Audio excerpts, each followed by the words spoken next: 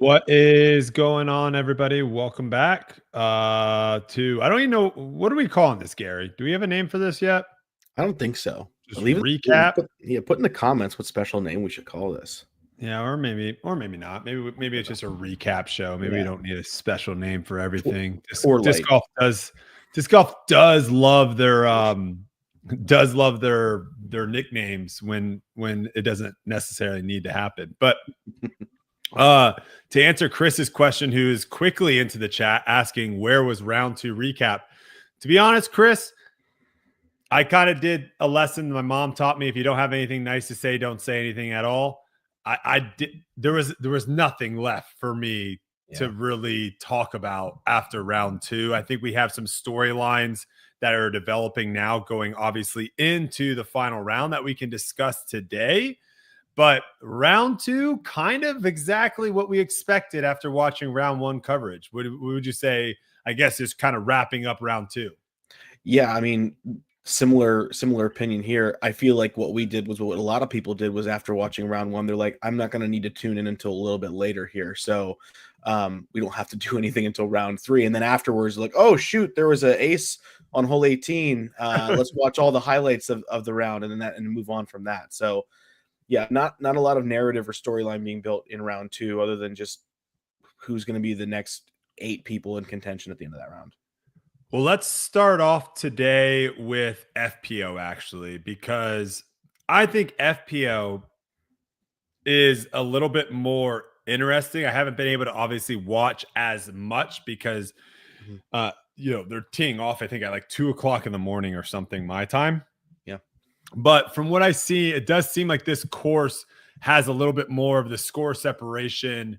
And again, when I'm talking score separation, I'm not talking from someone playing well versus someone playing bad. I'm talking score separation per hole, like holes that you can bogey, holes you can par. You're just seeing, if you go to the FPO leaderboard, you're seeing more pars, you're seeing more bogeys, doubles. I mean, heck, Holland Hanley, she's in the top.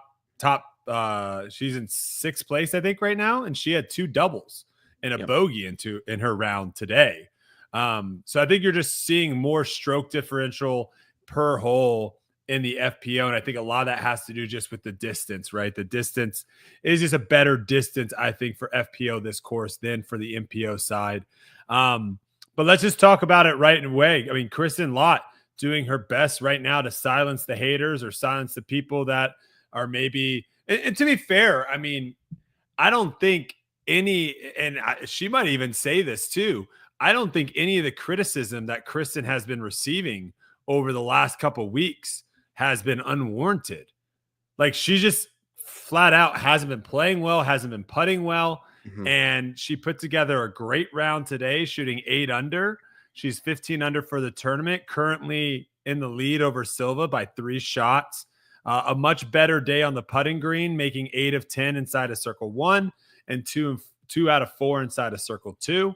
But it looks like she is. I mean, and again, if she goes out and wins this thing, and heck, Gary, if she goes out and wins Worlds next week, I mean, I think that pretty much none of us can say anything for a while, because it's like she figured out what was going on. She went out and showed everyone that, hey, no, I am still the best FPO player in the world. Yeah, I actually think if she wins this weekend, it makes her even more dangerous at Worlds because, number one, it gives her the mental confidence that she needs, and number two, she's going to get a full week break on her toe. So, like, not only does she have the mental fortitude to go out and win a second one, she's going to get time to rest a little bit. So to be able to walk into the World Championships knowing that I just won the last major in a frustrating physical and mental condition, and I did all that and rest, that makes her even, I think, scarier. Some interesting stuff here coming from some of the people in the chat. Kendall saying the fact that my $13 a month doesn't let me watch this major is so insane. How much do you have to pay to watch this? Is this like a premium? Is it kind of a pay-per-view situation? I'm not really quite sure. You have to have, I believe, the pro subscription to be able to watch this one. So the basic subscription is $13 a month. That's just basic, and then the pro one is, a couple bucks, probably more than that, $5, $7 more than that, maybe.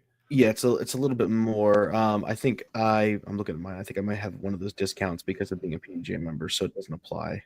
I was gonna say I don't. I Wait, think because I'm a tour card holder or something like that, we get it built into this. Oh, here we go. there you go. PJ Mike's got it. Can you read that out for me, Garrett? Because it's kind of small Yeah, on my screen. sure. So you got the DGN free, but DGN standard is $12.99 a month. That gets you all Okay. the basic stuff.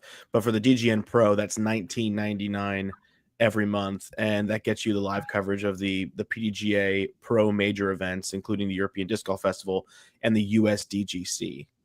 So the way to think about it, I guess, since both the European, I want to say the European Open, but whatever this major is called now, Mhm. I'm just gonna call it the European Open because Yeah. I'm called that. The European Open and the World's Championship, you both need the 19.99 to watch that, Mhm. and because they're both in the same month, the way to look at it is you're paying $10 to be able to watch both events, which I don't know. Mhm. It might be a Usually, little steep on the pay-per-view side for disc golf, but people yeah. spend a lot more in disc golf on other things, I guess. Yeah, and depending on how you do it, you can get it prorated.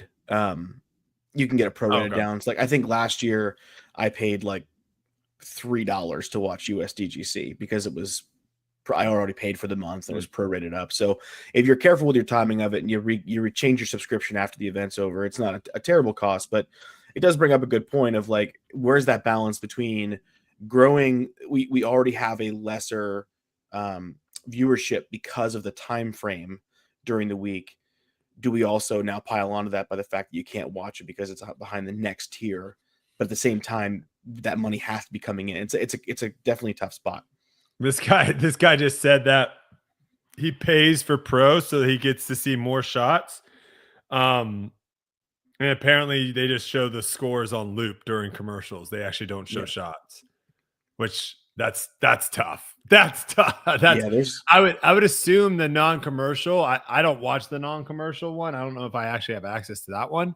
I would assume it would be kind of like a live feed of Mhm. maybe the players walking down the fairway, no commentary or anything like that. But I guess it's not the case. Yeah, Uh, you don't really get too Dang, that much going sucks. up from standard to pro. I know you also get stuff like the exhibition things and stuff like Pro Masters and throw and some other throw ping stuff that like I don't think you normally get with the standard. So if you want to watch those extra things, you get that with pro, but it's yeah, it's not much more. Yeah, I think the other thing that I think they are doing a good job of posting clips on socials. I think they're doing a good job of kind of letting people know where it stands. But yes, Mhm. having event behind a paywall, you're not going to get the random people that stumble on it. You're not going to get the average viewer Mhm. that wants to watch. But again, that's the struggle we've talked about for a very, very long time of where is disc golf right now with media? Are we in the world of where we can go and not have all of our stuff behind a paywall? I don't know. I will say, I mean, just watching for what it is, the coverage, uh, you know, it's a good product in the sense of we're seeing lots of shots. It seems like they have a decent amount of packages Mhm. with graphics already built in. So, like watching the actual product, what we're getting right now, it's not bad. I'll say that I've paid a Yeah. lot more for Jake Paul fights in the Yeah. past, where it's just like, oh my gosh, this is absolutely terrible. They don't know what they're doing. Mhm. Um, so it's not that. Yeah, it's getting better. If you look at it a few years ago to now, they've definitely added some features that I think have been really nice. But I similar to like the conversation narrative we have around this particular major, it's fine to acknowledge what goes well, but it's also fine to say there's more growth to happen. Yeah, and I think this is too. We're at a little bit of a crossroads here because the majority of people that watch um, sports watch live. The majority Mhm. of people watch live, and then there's a minority of people that maybe like record it to watch it later, or maybe they go back and watch a VOD. But in disc golf, I would argue that the majority of people right now watch post coverage. They're waiting to watch Jomez. They're waiting to watch um, who's the other company? Is it MGD, which is MDG. the European? Yeah, they're waiting to watch that stuff. And so when you have all of a sudden a tournament where that stuff isn't coming out, and the people that are used to going on Jomez or going on MDG to look it up and watch Yeah. it, and it's not there, that's like that's tough. It's a weird situation because disc golf is backwards from other sports, and I don't know if eventually over time, Gary, Mhm. and I think there probably has to do some sort of like it probably does have to not be on a paywall or something for it to really start making a change. But eventually, I would assume over time, you would want disc golf to be like every other sport where the majority of people are watching it live, interacting with it live. For sure. I think right now, everyone who is not going to pay for that plan is going to have to wait, I think, a week to watch this post produce. So by that point, do you lose interest? Do you gain interest? We'll look at the numbers when that happens. But yeah, we want people watching live. That's where the best part of the sport happens. And it's unfortunate how it sets up right now, because we're kind of locked into this position where it feels like they need money to do Yeah. these things, but they can't. Like, there's a lot of great it would be a good idea to be able to make it more available and more accessible at a better cost for people, but they need that money. It's like Yeah. Ouroboros, the snake eating itself. EPT just said, do people have any idea how much it costs to have a live camera crew touring for these kind of events and to produce these? If DGN was to be totally free, it would cost an absolute massive sum. Mhm. And yeah, that is like the issue right now is the production that DGN is providing. They aren't getting the viewership to be able to sell ads to pay for that. And so they are having to do a pay-per-view model or a subscription model to be able to pay for all of their expenses. But then the problem with that is like it's really hard to grow when you have something behind a pay-per-view or a subscription model. It would Mhm. be much easier to have a free live on YouTube and then go out and say, hey, look, we're getting 15, 20, 30, 40,000 people watching live. Do you want to sponsor that? So it's a weird one, Gary. And I've never been jealous of the situation that they have to deal with, because it is a hard one, because Mhm. to me, I don't know what the right answer is of which direction do you go? Yeah, and that's just the coverage perspective. You start adding in the conversation of, oh, we want to see the purses get higher. We want to see Mhm. more staff on the ground to be able to cover holes and marshals and all this stuff. And like, you get to a point where the limited money coming in, where does it go, and how do you make it the most effective use of it? But then, what is being done on the back end to try to get more money being brought into the sport? It's a battle I Yeah, don't they envy almost having to fight. Yeah, Kozpez just says make it live and free. It works for trail running. It almost feels like it has to actually kind of go backwards. That is the big Yeah. issue, guys. Is the product that Disc Golf Network puts out currently? I do not think they are able to put that same product out for free. Just if they switched it over, it would be very very difficult for them to stay in business. I think for a handful of tournaments, Mhm. unless all of a sudden you get, a big sponsorship or something like that, right?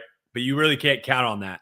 What they would have to do, which I think is a scary thing to do from a business standpoint, Gary, is they would have to go backwards. They would have to Yeah. fire a lot of people. They would have to cut a lot of people's hours. They would have to, reduce the amount of cameras that are on coverage.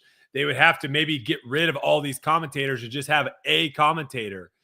They would have to go Mhm. backwards, and then they would be able to create a product for free at a reasonable expense. But that's a scary thing to do. Yeah, especially if you look every single year, it doesn't feel like they're having the most successful years financially. So you start to get into that same problem of we're slowly sinking or we're almost breaking even every year. So going backwards would feel like a major cut that they're not willing to do at this time. And you look at other things that have happened, with stuff like the Go Throw going all no live coverage, going all post produced, and how during some of their events they lost out on sponsorship money, and it's a scary world to take a step backwards. But it feels like that might be, unless there's somebody who comes in with an injection of money into the sport.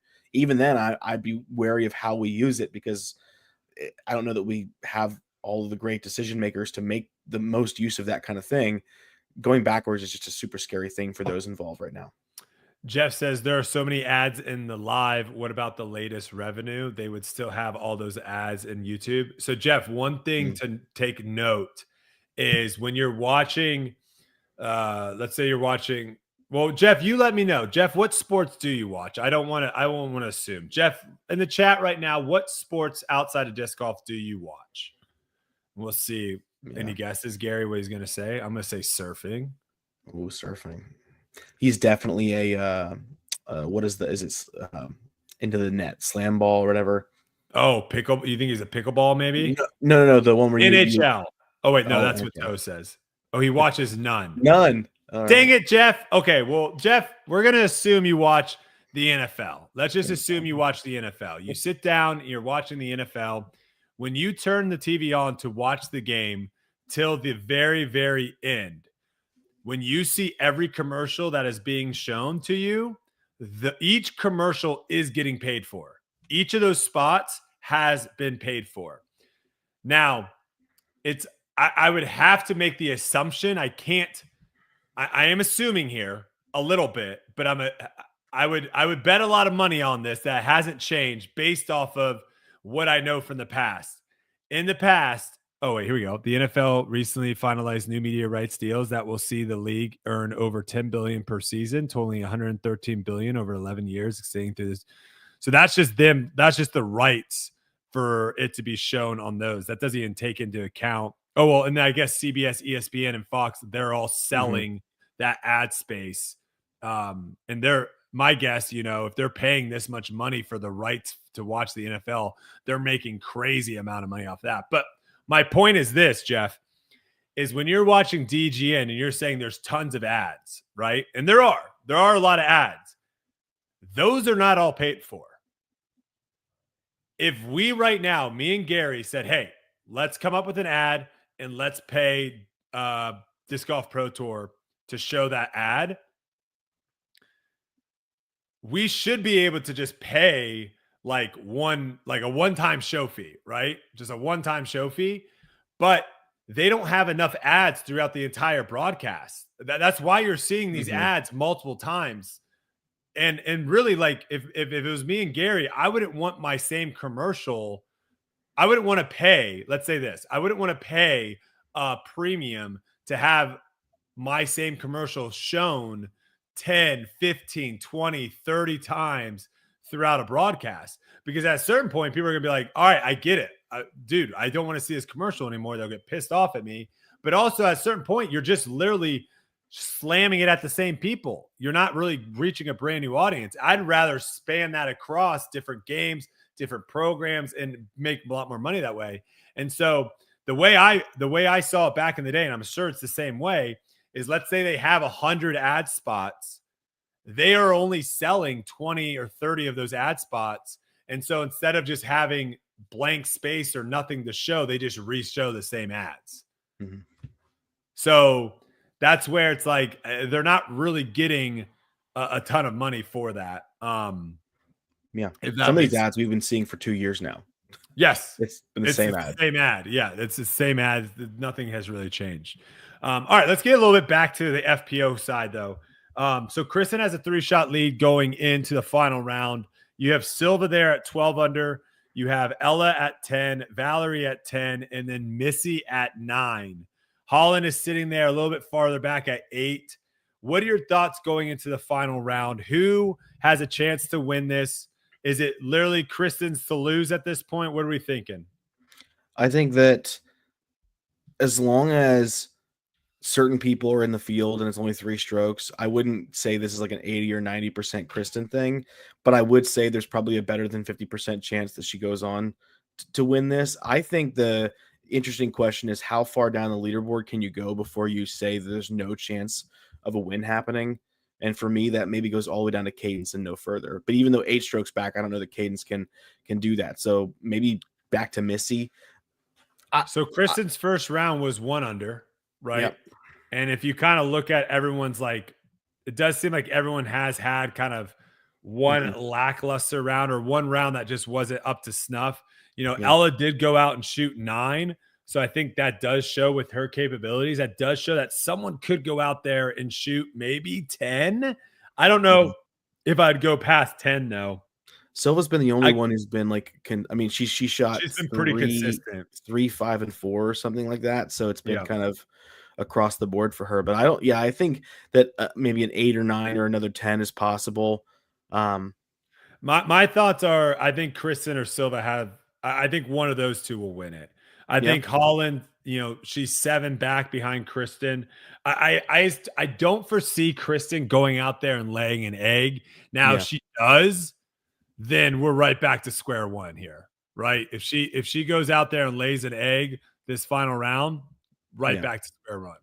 The key is that her first round was the round that was the poor one for her. So she's coming off of a 6 and an 8. I could very well see her going down and putting a 5 down, being around, which means that Silva would have to shoot 8 to tie. And Yeah, that's which is that'd be which Silva's best round of the event. It totally would doable.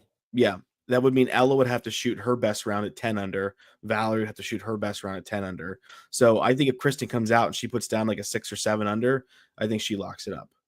Yeah. So that is going to be going down at they tee off at 3:20 in the morning Yeah. EST. So if you want to wake up at 5 o'clock in the morning to see the finish, so I guess that's what time you actually have to wake up if you live on the East Yeah. Coast. 5 I made o'clock. it through 7 holes last night. That's all I could handle. Oh, you stayed up. I saw 7 holes because I was watching, because if you look, the first like 6 or 7 holes of the round are where a lot of danger comes into play. So after those first 6 or 7 holes, I'm like, oh, Kristen's in trouble. And I went to sleep, but I woke up with her in the lead, and I was like, oh wow, something must have happened. After I went Yeah, to she just sleep. shredded the back. Yeah. So that's what happens tomorrow, guys, in the morning if you are interested, or I guess if you're like Gary and you can stay up late, that's what's going down tomorrow. Before we talk about MPO, because obviously we have a lot of storylines, I think we all have to be honest with ourselves with this course. Okay. I know me and Gary were pretty critical on this course, just about it being too easy. But I want to make this very clear. I think it's okay to debate about whether or not you think this course is suitable for a major. I think that should be the debate of whether or not a course like this should be major quality. Should we be looking to make more courses that are just in these parks that we can get a lot of people out to that aren't really going to challenge the players? But that should be the debate, right? That right there is the debate. If you are trying to debate that, no, this course is challenging, no, this course is good, no, then you're just lying to yourself. That is not. If you were trying to argue the fact that this course is challenging, that this course is a difficult course that requires a lot of difficult shots, then you are lying. That is not what the debate is. The debate is, should this course be holding a major? And if you want to debate about that, I'm fine. But I just don't think there is any room or any examples of why this course is actually hard. And I thought it was very funny, Gary, because we've kind of talked about it, how there's almost this like propaganda thing going on with Brian Earhart, the other European commentator, Nate Perkins. It feels like everyone is just like trying to shove this propaganda of like every moment, like, oh my gosh, this hole is so hard. I think Brian said, or someone said something like, even though everyone on League Card parked this hole, trust me, guys, this hole is very difficult. They brought up scores from like amateur golfers to show like how hard the course is, which I've never seen that in any other sport before, of like, hey, you want to see how hard it is to run a mile fast? Look, we just grabbed a bunch of random people off the street, and look, Billy over here puked on lap 3. It's really hard to run. That makes no sense to bring amateurs in to try to make it seem like this course is harder. But I think what summed it up perfectly is Nate Perkins asking a PDGA official before round 2, before the MPO teed off. He asked one of the European PDGA officials. He said he was basically asking him about the course and how that there's been some, social media stuff, which I'm assuming they're probably pointing at us and some other people about saying that the course is too easy. And I thought it was so interesting. And if you guys want to go back and listen to it, it's at the beginning of round 2, right before MPO tee off. But basically, in short, what he basically said was, this course is good, was the first response. His reasoning was, the course is good. He also said how good all the courses were that led up to this, how Krokol, how PCS, how all these courses leading up to this are so good and so beautiful that when you come here, it's like it's a little bit tougher, which I thought was a terrible reasoning. It's like, well, why the heck did we not just have the major at all those courses, right? So it was very weird because when you ask someone, hey, why is this a good course? They just say it's good. Oh, this hole is good. There's no actually explanation on why the hole is good, why the course is good, because you can't. There isn't anything. So if you come up with something, you're just straight up lying. So again, the argument here, guys, is not whether or not this course is too easy. The argument here is, does this course deserve to hold a major? And that's all it is. Yeah. I think the other thing we have to be careful of is when we say that this course isn't a hard course, it's easy to look down the leaderboard and find somebody to break that narrative, right? But when you look at it across the board as a whole, even though that there was wind today, the course actually is averaged easier every single day they've played. And normally to see how easy a course plays, apparently today was supposed to be more challenging, Gary. Yeah, and it wasn't. It actually averaged easier than it did the previous 2 days. They said just wait for this weekend, guys. We're changing the pins and it's gonna be more challenging. And then we saw the best round of the day coming from Paul McBeth. Yeah, and I mean I agree. Like I think Gannon talked about how the whole 11 new pin position was legitimately harder, and I think that definitely showed on coverage. It was a bit harder, but it kind of goes back to something that I said kind of mid round, which was, when we talk about a course being hard does not mean that a pro threw a really bad shot and they're getting punished. That doesn't mean the course is hard. If you throw a good shot and it lands behind a random tree in a park style course, that does not mean the course is hard. And if you miss a circle 1 putt low or you airball it, that does not make the course hard. So we have to factor out these mistakes that aren't related to the course and the pressure that the course isn't really applying. But that also doesn't mean that an easier course can't bring about drama and storylines, because it can. Sure. And we'll talk about some of those things. It's just a question of, should a course that's this easy be a major course? And if that's the answer is going to be yes to that, then we have to make sure everything else around it is great. But I'm tired of the narrative that just because something is good is enough. Like we want the sport to grow. And I think watching today, you are starting to see some people clinch up. Some people are definitely getting tight. I mean, heck, we saw Paul McBeth miss a 12-footer or 13-footer to end his round yesterday. You can tell Calvin 3-putted from inside of 20 feet today. Mm-hmm. You can tell that there are players starting to get tight, and that is what is going to happen naturally no matter where you are when the stakes are higher. When the stakes are higher, you're going to get that no matter what. What I would love to see is more of the mental, and that we're just not seeing that from decision. We're seeing right now whether the mental, what we're seeing is, can you handle the pressure? That is all we're seeing. Can you handle the pressure of making this 20-footer? Where that pressure, that 20-footer is the same 20-footer all across the board. And it's more of just like, can I execute this under pressure? Where what we're not seeing is decision making. We're not seeing players have to make big decisions on, should I go for it here and try to get an eagle, Or should I lay back and try to just play par? We're not seeing any sort of decision making at all on this course. And that is what I think is lacking. And imagine if you had decision making with the pressure of it being a major. Now you're going to start seeing players start making mistakes, start doing things that you're like, what the heck was that guy thinking? Versus right now, all we're seeing, Gary, is we're just seeing bad shots and bad putts. The only time we're ever really saying like, oh my goodness, was a bad putt or a bad shot. We're never being like, oh my gosh, why did he just try to do that? Right. And then on the flip side, we don't ever really even get any moment of like, holy cow, he just pulled that off. I can't believe he went for that and pulled it off. Like, we're not getting any of that.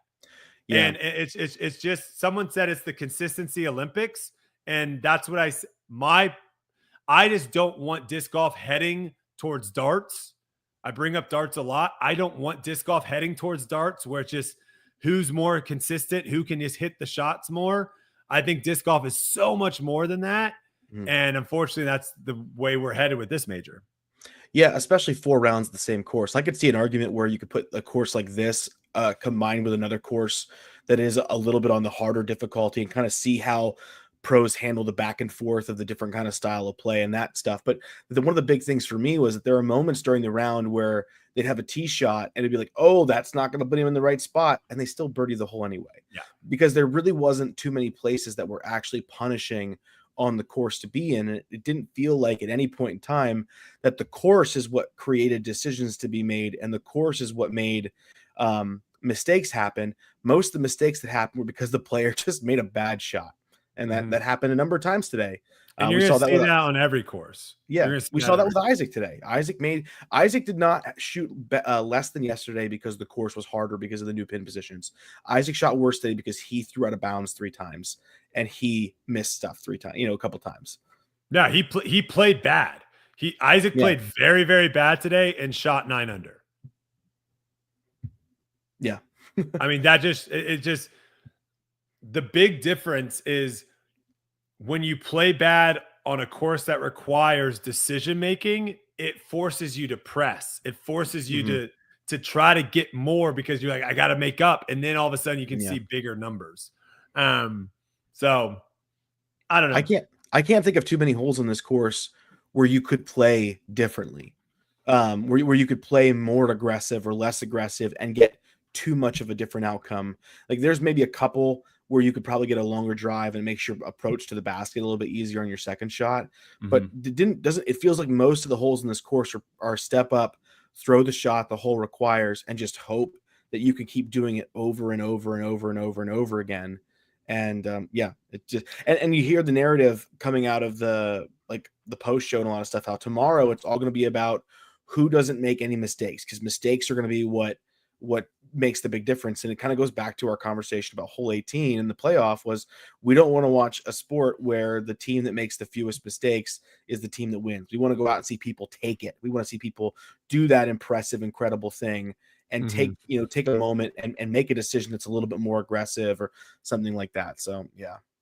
Yeah, and David says, I think it works because of the viewability for spectators. Seeing the crowds and fans on coverage on almost every hole makes it feel like a larger and more important event than others. And we're not debating that at all, David. I completely understand. I completely agree with you.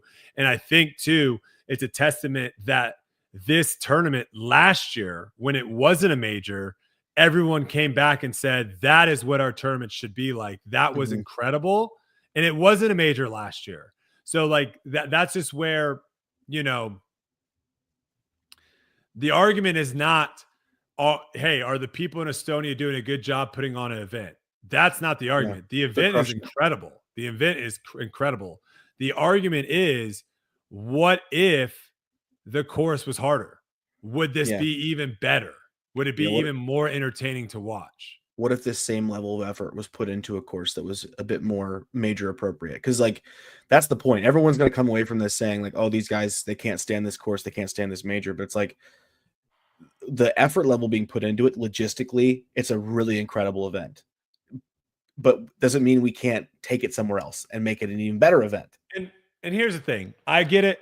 the first person I asked what other sports they watched, he says nothing. So we're not even going to try to compare to other sports. I'm sure everyone listening, everyone watching here, they play disc golf. Right? I'm assuming everyone listening right now plays disc golf.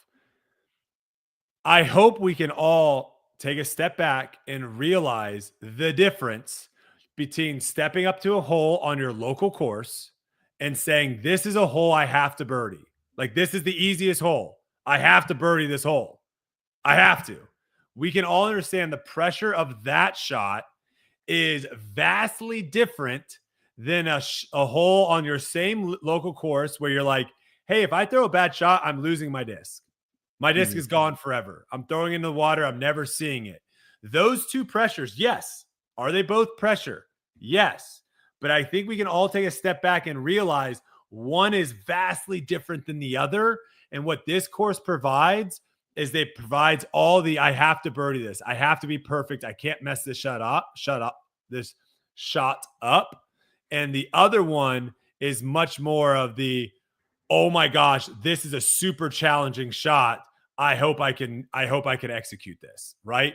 And the thing is with the super easy one, which is basically this entire course, the problem is there is also like a small thing in the back of your head, Gary, that's like, oh, well, if you throw a bad shot, then like your next one is, if your next shot's okay, then you can still birdie. And that's where I would love for these pros to have an actual, like, actually think about their rounds and tell me how many times they birdied a par 4 where they didn't throw 2 good shots and a good putt, or 2 really good shots, or 1 good shot and an insane shot. My guess is a lot of times, and again, I guess maybe I shouldn't be using the word good, because I think a lot of these birdies that we're seeing, Gary, are good shot, birdie. Good shot, great shot, birdie. Great shot, good shot, birdie.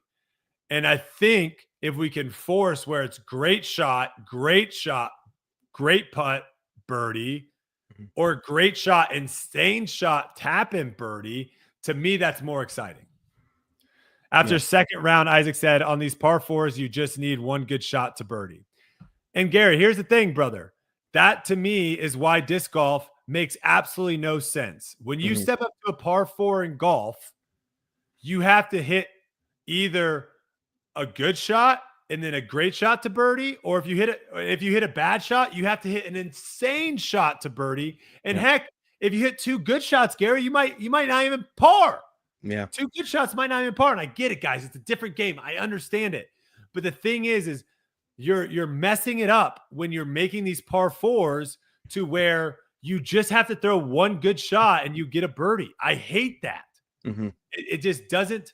It just kills it. It kills it to me. We did get great disc golf today. Yeah. We did. And maybe let's start talking about that, because I think we've talked enough about the course. So let's talk about the good disc golf that we did see. And again, I mean, what this major is producing is it's showing that, hey, when you give these guys a bunch of holes where it's just very straightforward what you need to do, you end up getting rounds like Gannon, where he shot 14 under with 2 pars and a bogey. You get rounds like Calvin, where he shot 4 pars and a bogey, 12 under par. Paul McBeth, 16 birdies, 2 pars. Nicklaus, 11 under with 4 pars and 5 pars and a bogey. He misses a shorty on, again, a lot of those birdies are just missed putts, right? Pressure, missed putts. Luke Humphreys, 12 under. Eagle McMahon shot 12. Joey Buckets shot 12. Jaden Rye shot 11. Ezra Robinson shot 11 today. Nestori shot 12. Sullivan Tipton shot 12. 12 birdies, no pars. No bogeys. So yes, Jeremy Colling shot 11 under with a bogey today. Yep. A course like this, it does showcase off, hey, guess what? If you don't give these guys challenging shots, challenging holes, guess what? They're going to go out there and they're going to get a lot of birdies. Yeah, the top 43 players, so the cash line, except for those poor people who didn't make the cash line but are still above the cut line, average almost 8 strokes under par.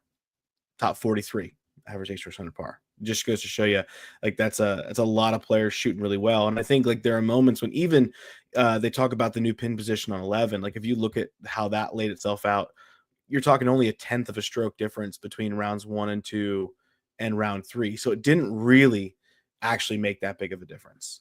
The only thing that 11 changed was, I believe, if you throw a really bad tee shot, you have like Yeah. no chance to birdie, Yeah, which pretty that much. should be pretty much every par four. But that's really, if you throw a good tee shot, it doesn't really matter one or the Yeah. other. But we saw some great play today. I Mhm. think the first round that we have to talk about is Paul Macbeth's round, puts him right back into the equation.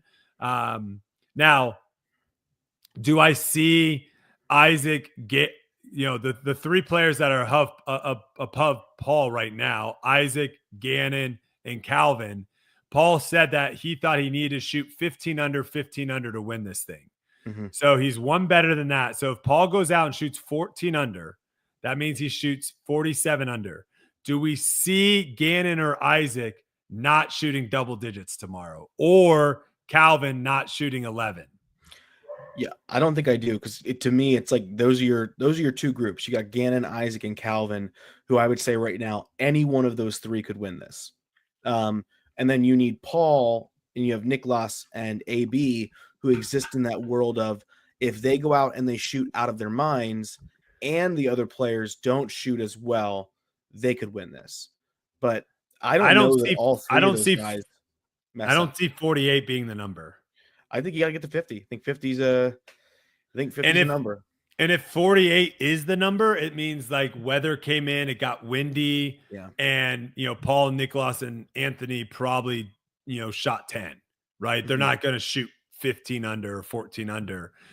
If 50 or 48 is, it's also crazy to think about that 48 under is the number we're talking about winning a major right now. I mean, that's Yeah. insane. But I went back to look, and like we've never, at least not in recent memory, have we ever approached this level of under par even at a major. I mean, I think 40 was the closest, and that was Champs Cup when Isaac went brutalized the field. berserk. Yeah. Yeah, but that's, I mean, still that's only 10 10 10 10. And the thing too that Paul, obviously incredible round, ends up only parring 2 holes. Hole number 8, so surprise, surprise, actually one of the tougher, I would say tougher birdie holes on the course. Not a real tough hole to par. Yeah. We saw AB and Ricky both bogey that hole, but you have to like hit a tree and get a bad bounce. Yeah, he had a What look I too would for birdie. what I would like to actually see, hole, like how I would, if you're being like, all right, Brody, well, in 2029, we're coming back here for Worlds. So what the heck are you going to do about that? Like how I would change hole 8, Gary, is I would say, hey, if you don't get out of the gap, you're in hazard. Like Ooh. do something like that, to where hitting the gap gives you a chance for birdie, but also it eliminates, because if you hit a tree and don't go OB there, Gary, Mhm. you're getting a par Yeah. every time. And if you hit a tree and go OB, you're getting a bogey every time. Has anyone ever doubled this hole? Let me see how far I have to go down. Andrew Miranda, but let's see, did he miss a bunch of putts? Andrew Miranda doubled it. Hans Kern tripled it. I think these are missed putts. I don't think these are people. There is actually a decent amount of people that doubled it, but I'm assuming those are people that weren't able, like missing putts. And let's see, 8. Yeah, missed the putt. So I mean, I guess it is doable, but what I would like to see, though, to make it even more challenging, because it is right now the hole that everyone knows, hey, when I get to this hole, this is not a guaranteed birdie. I have to throw a really good shot to birdie this hole. Make that all hazard. Now, all of a sudden, that shot gets even harder, right? Because now mentally in your head, you're like, I got to get through this. So Paul ends up parring that hole. And then the hole that we talked about too, hole number 11, where they actually stretched it back to 771 feet. So that way, if you don't get off the tee that well, that second shot isn't just a little chip anymore. Yep. We actually saw Isaac bogey this hole as well. So it gave some problems, and Niklas bogeyed it too. So it looks like 11 actually is causing some issues for some of the top guys, which is nice to see. But an insane round, starting the round, 7 birdies, then 2 birdies in the middle, and then finishing the round with another 7 birdies in a row. Puts Paul McBeth in the picture. I don't think he has a chance to win it. I think these other guys are too far ahead. But, if those 3 guys start slipping early on and he can somehow chip away, I do think Nicklaus missing that putt and putting Paul on lead card, I think that does increase his chances. Yeah, for sure. And being there. Well, we got Yuli here, it looks like. He wants in. Oh, heck yeah. But yeah, I mean, just also the narrative boost it adds to having Paul, because obviously we know he's chasing that next major. He's chasing that next win because he hasn't had one since PCS in 2023. So I'd love to see him come out and shoot another type of round like that. But like you said, I don't know that all 3 of those guys are going to drop off. Gannon and Isaac seem to be just willing each other to the lowest scores you could possibly shoot. The question, I think, for me in my mind is, are we going to get this Calvin again, or are we going to have the Calvin that falls off? Yeah. That's the person who I'm really interested to watch out, because that's the other big story is we got Calvin, who is the majorless guy who is right here in the mix. So yeah. And I think I agree with you. I think what we saw from Isaac today was the worst disc golf we can see from Isaac, and he still shot 9 under. So I don't think it gets any worse than that. He missed some really interesting shots. So I don't see it. All right, Yuli, how we doing, brother?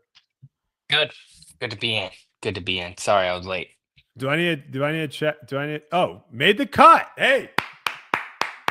There we go. Congratulations, Yuli. Yeah, thank you. Thanks. With an 8 under today too, actually. Solid round. No bogeys either. Yeah, I got rid of the OP strokes finally. Seems like that's the only that can really bite you out there. Yeah, no, for sure. I mean, it is a little swirly, but it's kind of like not that hard out there. Yeah. Gonna be honest. Yeah, it was interesting talking to Yuli a little bit after when you actually were able to watch coverage, because I'm assuming you didn't really watch coverage when we were watching it in round 1.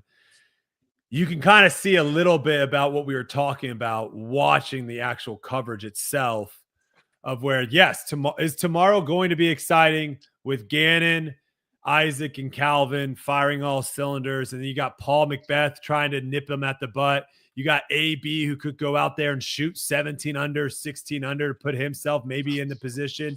You got the European, the only European really to actually have a shot at this, Nicklaus. Is tomorrow going to be interesting coming down the stretch? I think so. I think it will. But our argument was always, man, this is tough to watch. Yeah, it's actually kind of crazy because it's not that as easy as they're playing. It's just not. It's really not. It just doesn't really convert to the coverage. No, it doesn't. But if you look like down the list, you'll see a lot of really good players like not getting it done, and they did the last couple of days, and it finally caught up to them. Yeah, I don't know. I think they're just in a crazy zone that you have to get into, and once you're kind of locked in like that, it does become easy. But if you're off a little bit and you're not like mentally strong, it'll get you. And we saw that happen. I mean, look at even Ricky. Kind of down the stretch. Today, yeah. You saw some things that happen, and it's just that type of course that keeps it really. I guess the best way to describe it is it keeps you honest. That's it. Do we know what Ricky shot last year to win it? 16, 12, 10, 10 or something crazy. Was it a 3-day event? It was 3 days. Yeah, it was either.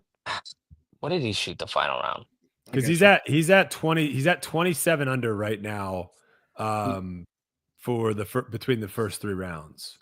So he shot 32 under to win the event last year, and he shot 16, 9, and 7. Okay, so he's kind of, because the course, they definitely made the course a little bit more challenging than last year. So he's kind of like right on pace with how he played last year. And I don't think so. I think the course got easier than last year. Everyone's telling me the course got harder than last year. I know what they're saying, but I know for a fact they got rid of 2 par 3s that were really difficult. They were like at that like 450 to 500 foot mark. So like Oh, interesting. example, what is it? Hole, I want to say 11 or 12, where you have to throw it like left inbounds and all the right sides out of bounds, and they're going big hyzer. I think Yeah. it's where Calvin three putted. Mm-hmm. So Yeah, that used to be a par three where you had to make it up on that ridge line. So you like had to cover yeah. and get up there. That changed It's a to the par four that 456. is now. Yep. Oh, okay. But and then another one was, what is it?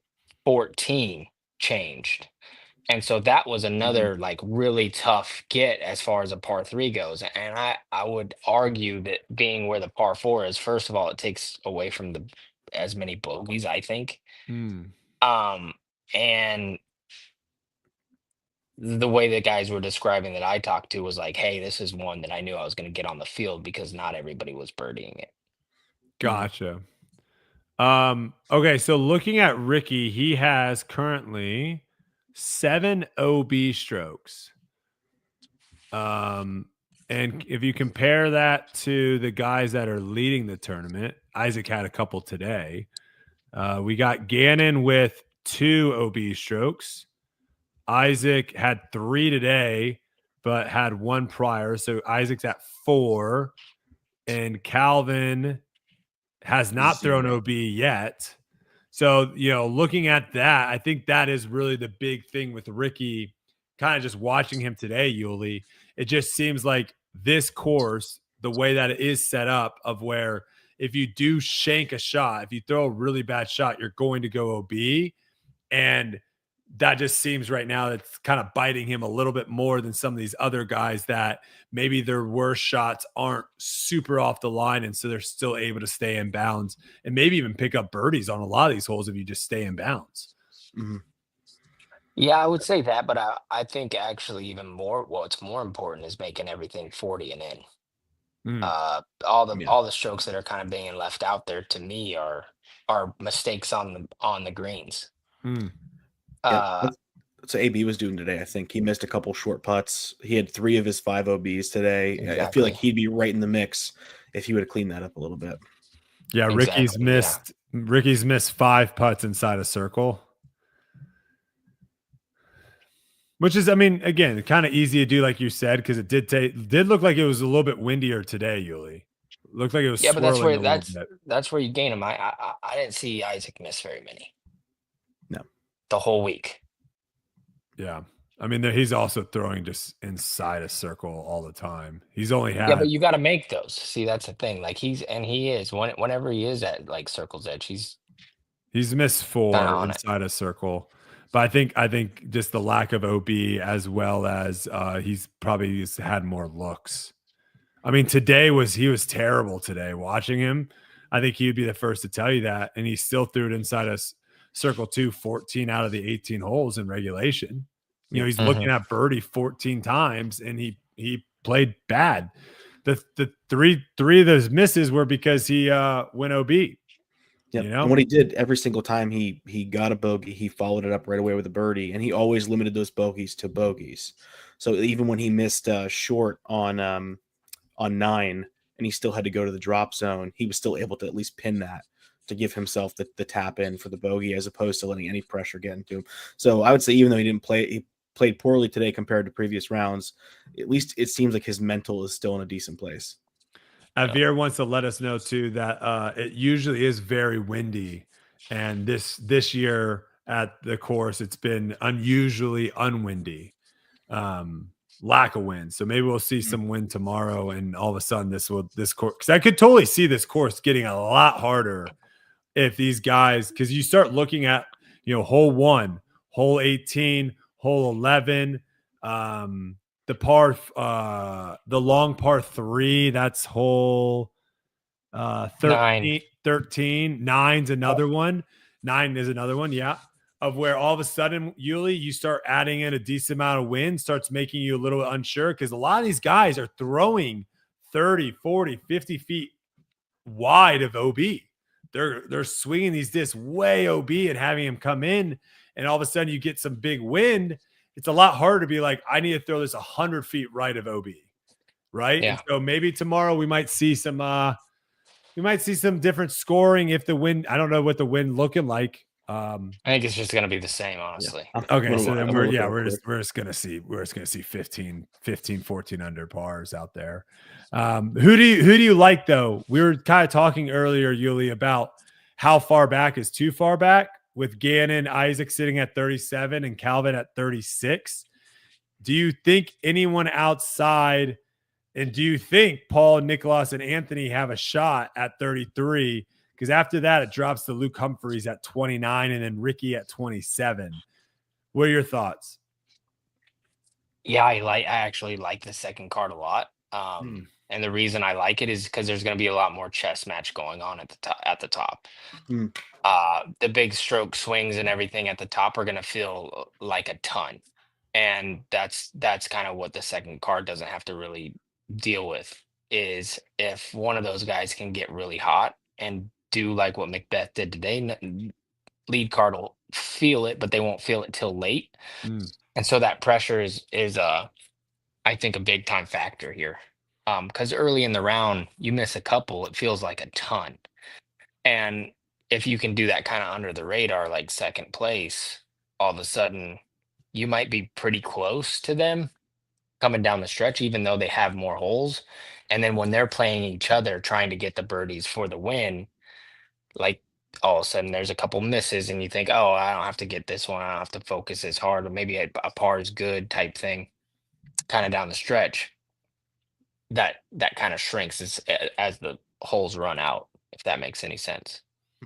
So I do like that. Hawkes, I believe it says. I mean, I think this would be electric. This would be actually really good for everyone.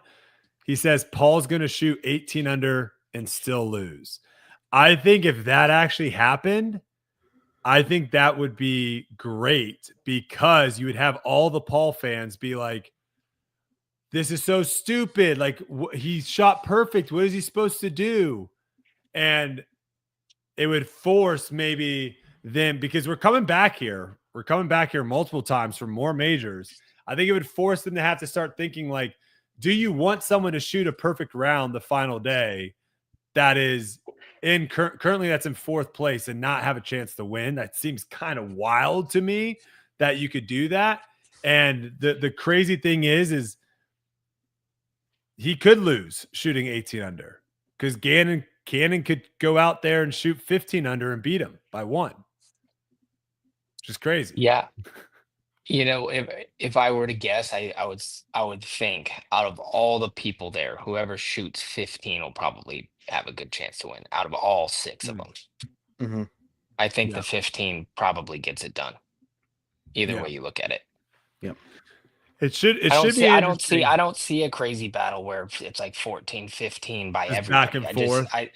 That's so hard to do down the stretch in a big situation like that with 4,000 people watching. I'm sorry, but the only reason I think it's possible is just, again, it's the lack of decision making that this course requires. So that's the only thing, is if the wind is down tomorrow, these guys aren't going to be second guessing their tee shots. They've done it the entire week. They've done it for the last 3 days under pressure. What is going to make them all of a sudden now think like, oh, I can't execute this shot? Well, I'll tell you what it is. Hole 2, you have a 25 footer. It feels like 45. Hole 5, you have a 20 footer. It feels like 45. The putting. I agree. And the putting. So, and those are big stroke swings. That's where Calvin, I'm kind of iffy on. Yeah. The putter. I mean, just to start the round, hole 2, you leave it circle's edge. That's devastating. You miss that, and it's a lot harder. And then, like I said, hole 5, they're all throwing it to 25 to 30 feet left. Somebody's going to miss that tomorrow. And the gap on 8 and 17 look a lot smaller too when you're on those. Absolutely. I mean, we saw it on hole 9. That's not a very hard hole. It's just an easy little carry. We saw Ricky miss it. We saw Nicholas get away with one there. We saw Isaac miss it. And Isaac had the lead, and that was the first time we saw a little chink in the armor, and then all of a sudden it was like he was a different person. So little mistakes like that, bad breaks happen when you're on the lead card too. A spit out here, a spit out there, and all of a sudden those 1400s is just not attainable. Let's go over under 49.5 wins this thing.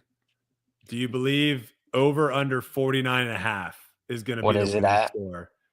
They're at 30 37 right now. Gannon and Isaac are at 37, so they would have to shoot 13 under, and then Calvin would have to shoot 14. I think 49 on the dot is what's gonna. So you're going under. Gary, what are you thinking? I'm saying over. I'm saying 50 is the number. Getting 50 is the key.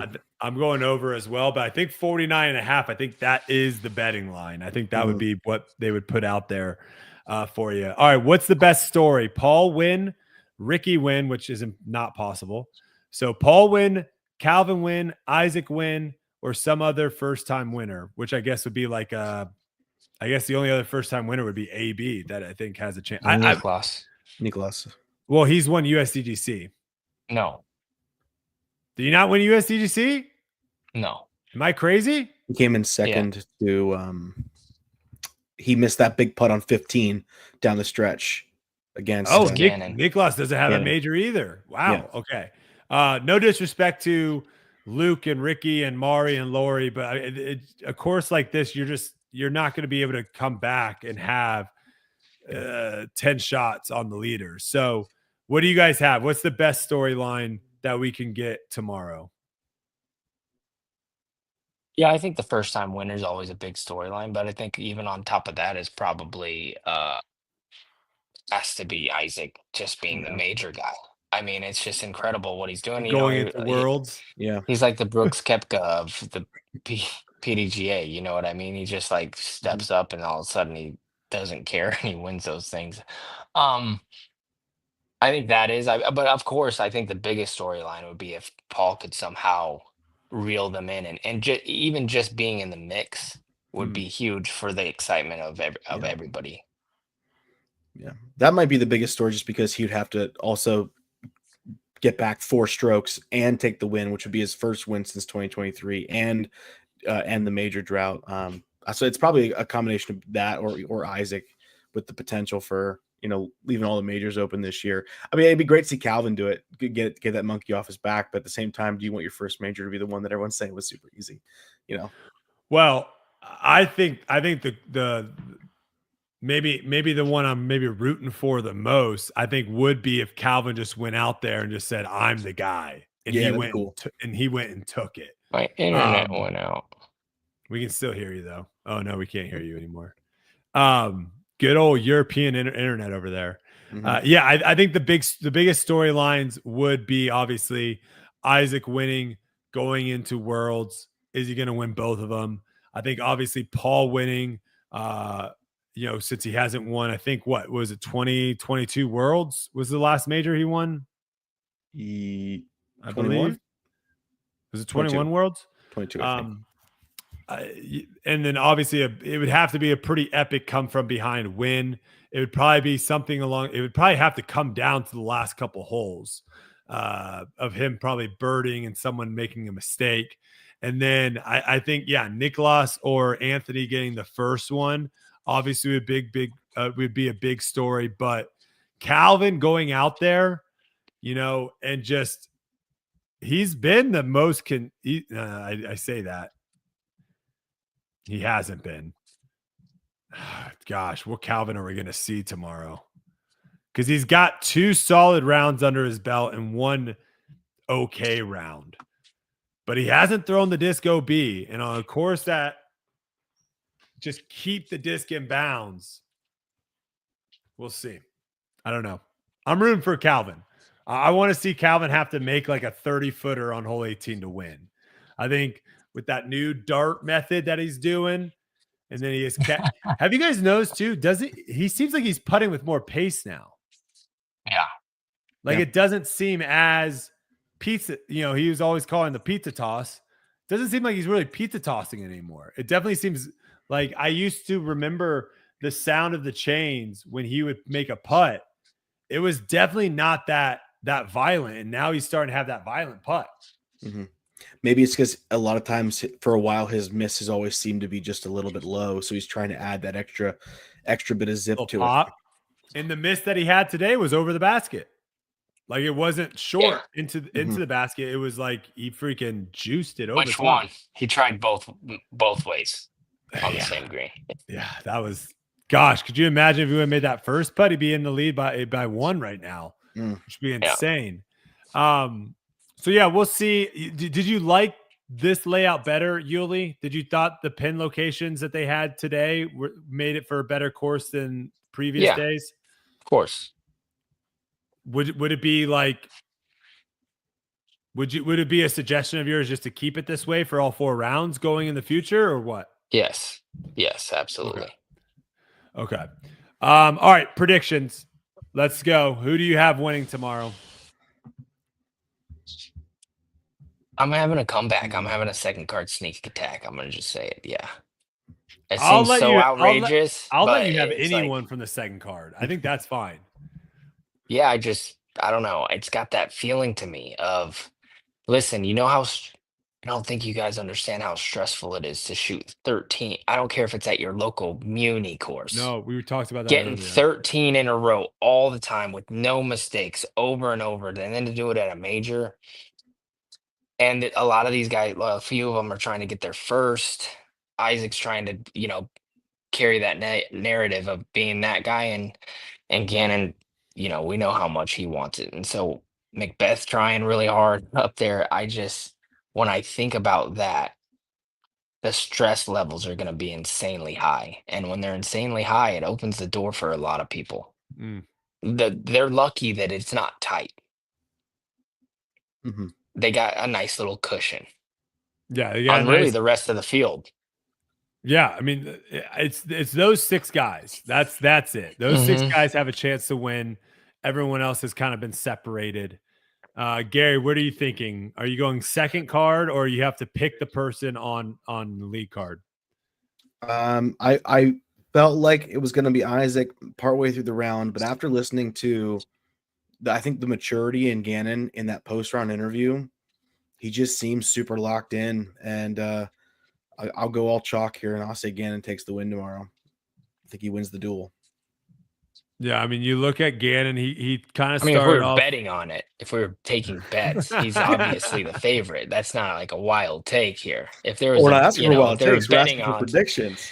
Predictions. yeah, well, I mean, I could see. great I could prediction. definitely see The best I could player see- in the world who has the lead is going to win the tournament. I could see Gannon and Isaac going the distance, but Paul making it close and being only a couple strokes back. So just to let you guys know, I could also see a scenario where Isaac literally dog walks these guys home. Yeah. just you to let know. you know, Gannon over the course of the last 36 holes has made 29 birdies over the last 36 holes. Yeah. Yeah.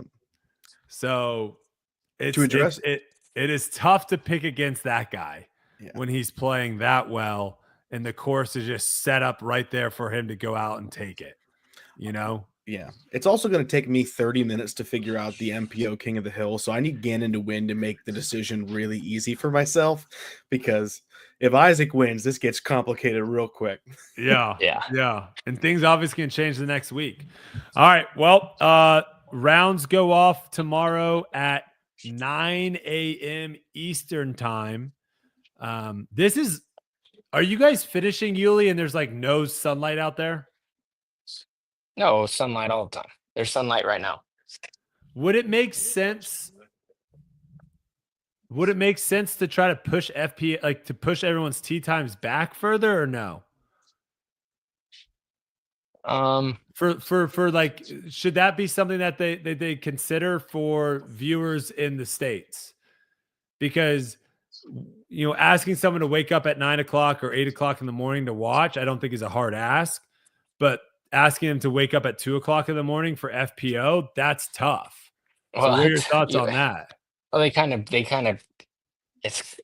screw themselves in a way, because you always have the next day coverage, and they can watch it. Even though I don't know No, if they you don't have it for that. this. Yeah, you don't have it until for a while. Yeah. With the cuts, and Yeah, how I mean, fast it might they're be playing. something, but I think at the end of the day, with tournaments like this, I think it's about the people here. I really do, and To that's do whatever's the best timing for Yeah. the locals. Exactly. I really think that that's what's going on. I think that should really take precedence in the viewers online and everything, and that might be hard, but hard for them to a hard pill to swallow, but I think having, 6,000 spectators live watching our game Mm. is really good for the numbers game of trying to get new sponsors and everything like that. And I think that should take precedence right now.